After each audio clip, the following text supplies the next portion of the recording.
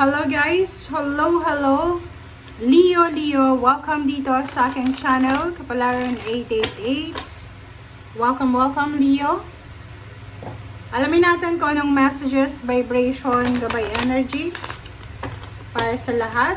This is general reading. So, Leo, from May 5 hanggang 11 tayo. So, tingnan natin Leo.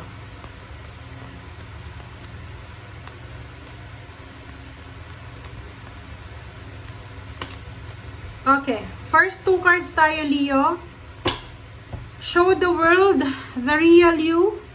You are good enough. Wow. So, ito yung message sa'yo ng baraha, Leo. Ikaw daw ay good enough. So, kailangan mong ipakita yan sa mundo. Wow. Ikaw ba ay Leo na pakiramdam mo, helpless, hopeless ka, or parang pakiramdam mo, nagsiself-pity ka, medyo mababa yung self-esteem mo? Dito sa barahang to, sinasabi ng barahan na oras na, Leo, para ipakita sa mundo kung ano yung kaya mo. Ipakita sa mundo kung gaano ka kagaling. Ipakita sa mundo kung gaano ka madiskarte, kung ano yung strength mo. Ipakita mo daw sa mundo. Okay? Next card natin, be true to your heart. Leo, sinasabi ng baraha na maging totoo ka daw sa sarili mo. Okay? Be true to your heart.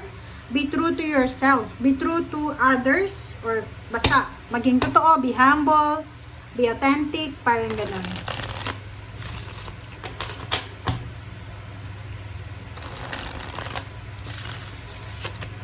Okay.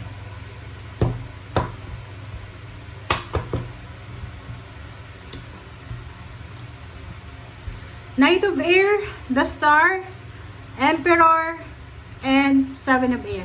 Okay, Leo. First 4 cards tayo. First card mo dito, sinasabi ng baraha na isang napakagandang balita.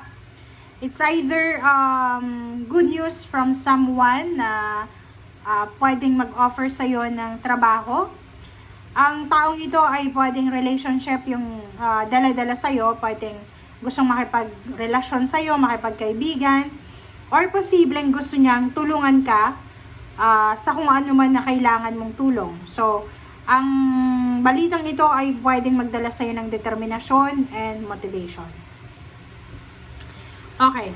Next card is the Star, 17-8. So, sinasabi yun nga, may posible dito yung good news or communication, information, na pwedeng magdala sa'yo ng inspiration, kung ano man ang gusto mong gawin sa buhay mo, gusto mong matapos, gusto mong makamit sa buhay mo. Sinasabi na magbibigay din to sa'yo ng, kumbaga, accomplishment and fulfillment. Okay. Next card natin is Emperor. Dito, Leo, sinasabi ng barahan na yung balitang ito na darating sa'yo or communication ay posibleng magdala to sa'yo ng empowerment, okay?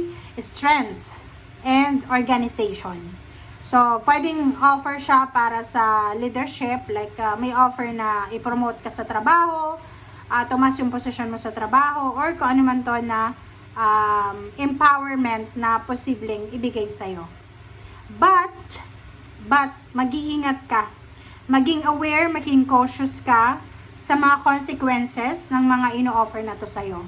So, ibig sabihin, ganun talaga ang buhay. Hindi lahat ng pinipresent sa atin is kailangan nating tanggapin. Kailangan nating pag-aralan. 'Di ba? So, sinasabi ng baraha sa'yo dito na, Leo, pag-aralan mo. Okay? And mag-iingat ka sa kung ano man na, kumbaga, strategy na gagawin mo. Kasi, meron dito na posibleng tao na pwedeng siya yung nag-o-offer sa'yo, is either relationship yung ino-offer or pwedeng trabaho na pwedeng hindi siya makakabuti sa'yo. Pwede, ang plano niya ay traidorin ka lang or plano niya is pasahin ka lang. So, kailangan mong mag-ingat.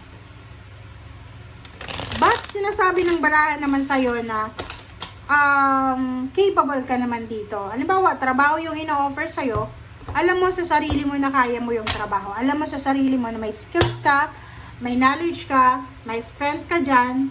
But ang problem nga, yung tao na nag-o-offer sa'yo or yung company na nag-o-offer sa'yo. Okay. Seven of Fire and Queen of Fire. Justice. And next card natin is Eight of Fire. Wow. So, yun. This confirmation, Leo, sinasabi ng baraha sa'yo dito na may Eight of Fire, isang, kumbaga, positive news. Mabilis na balita siya na darating sa'yo maybe from international or local. Maybe email, chat, call na paraan or ways para matanggap mo yung balitang yon. It's a signing contract, 'di ba? Pwedeng yun na nga, pwedeng may mag-offer sa'yo ng trabaho from international. Malaking kontrata to kasi yung law, the karma is balance siya. Pwedeng give and take energy to eh. Malaki yung makukuha mo, malaki din yung makukuha nila sa'yo. So, sinasabi ng baraha sa'yo na malaking pera to, okay? Malaking kumpanya, malaking pera, malaking business. Lalo na kung isa kang business person, so mga self-employed dyan, pwedeng may kliyente ka na sobrang gusto niya yung energy mo, gusto niya yung strength mo, gusto niya yung skills mo na bayaran para sa project na to. Okay? Okay.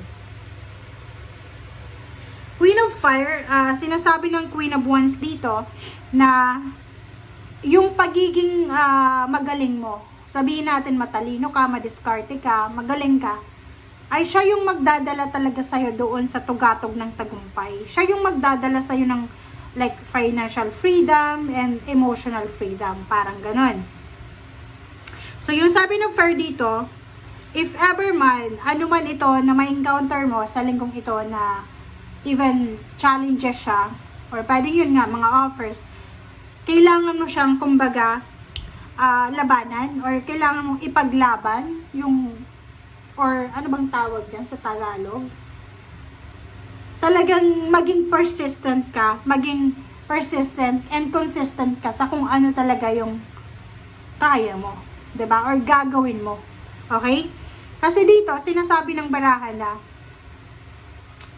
ang dami-daming oportunidad na pwedeng ipasok sa'yo ng universe ng sabay-sabay.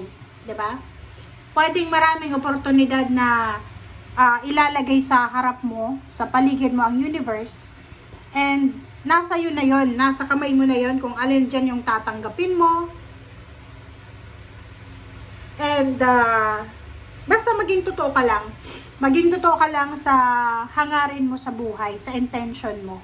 Kasi nakikita naman yun ng mga tao eh, 'di ba? And yung strength natin hangga't hindi tayo nagsisinungaling na may alam ako. Like for example, nag-a-apply ka sa isang company. Tapos yung requirements nila, dapat magaling ka dito, magaling ka dyan. Tapos sinulat mo yon doon sa resume mo. Siyempre, nag-a-assume yung company na yon na magaling ka talaga. So, kung hindi mo alam, kung hindi ka masyadong magaling, much better na maging honest ka, na sabihin mo, para hindi ka magsisi. Kasi sabi no Bear, pwede yun na, like yung mga ambition natin sa buhay, pwede siyang maging hadlang sa biyaya or sa blessings na papasok sa atin. It's because of ambition. Okay? Okay. Sa ilalim mo, Six of Fire.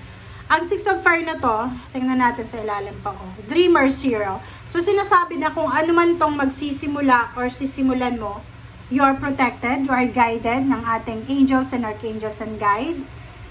And sigurado na kung ano man tong sisimulan mo sa ngayon, or kung ano man tong ino-offer sa'yo sa ngayon, basta alam mo sa sarili mo na kaya mo tong gawin, o hindi ka nagsisinungaling na makakaya mo yan, talagang makukuha mo yung victory and success. Okay?